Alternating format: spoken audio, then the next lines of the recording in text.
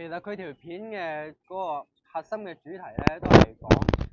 一個青少年佢對自己嘅性取向，佢好清楚了解佢自己係同性戀嘅時候，但係佢係礙於其他人嘅目光，例如屋企人啊、朋友啊，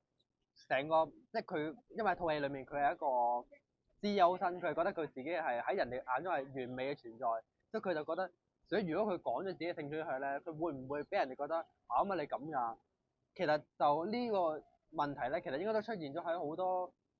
有相同經驗嘅人，即係就算佢唔係資優生都好，佢都驚人哋嘅睇法或者人哋嘅目光或者係人哋對佢嘅閒言閒語。其實套戲係最主要係想表達呢樣嘢。咁佢嘅大結局都講咗出嚟之後，佢個人鬆咗之餘，其實佢身邊嘅人都會接受佢。咁我相信其實喺而家呢一個社會咧，你勇敢咁表達你自己嘅任何嘢，性取向又好，或者其他嘢都好咧，